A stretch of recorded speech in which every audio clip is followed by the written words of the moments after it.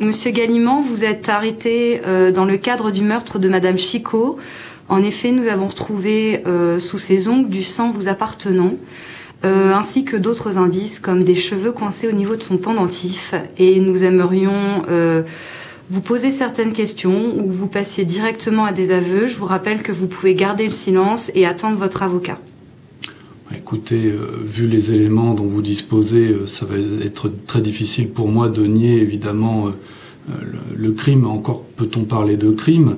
La réalité, c'est que Madame Boudjerou a eu des difficultés de gestion, d'achat de livres. Elle était bien loin par rapport au budget qui lui était alloué.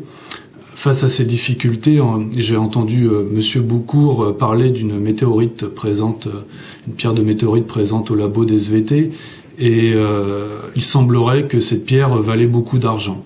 Donc avec Madame Boudjerou, nous avions décidé de retirer cette pierre, la revendre sur le marché noir pour évidemment récupérer l'argent nécessaire au CDI.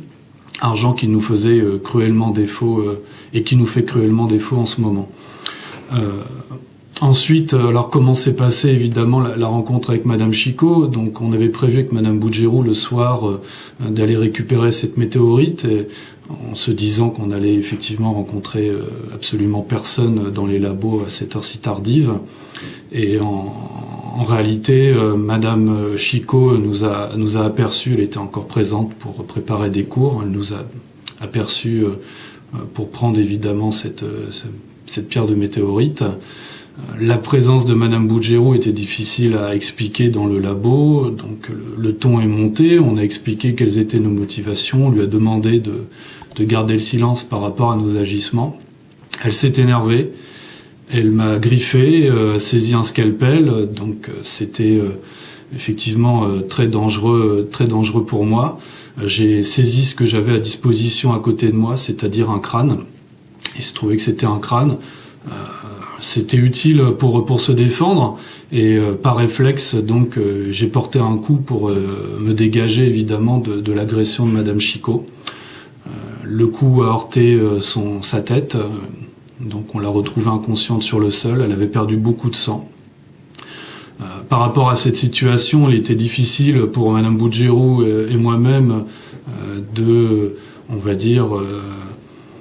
d'expliquer que c'était un simple accident. La présence de Madame Boudjerou et de moi-même si tard dans le labo des SVT était compliquée à expliquer. Donc lorsque nous avons vu l'aquarium qui était à côté, l'idée nous est venue assez simplement. On pouvait faire passer ça évidemment pour un accident. Comme Madame Chicot est un professeur d'SVT, elle pouvait avoir un intérêt, on va dire, à longer l'Ostrobert le soir pour aller voir telle ou telle espèce. Donc on l'a noyé. Et puis on a transporté le corps sur une chaise qui était à l'infirmerie jusqu'à l'Ostrobert. Voilà. On est rentré ensuite évidemment au labo et puis on a effacé toutes les traces qui étaient possibles. Donc malheureusement, si je vous dis tout ça aujourd'hui, c'est que vous avez quand même trouvé des indices pour nous confondre, même si évidemment il n'y avait pas volonté de crime au départ. Voilà.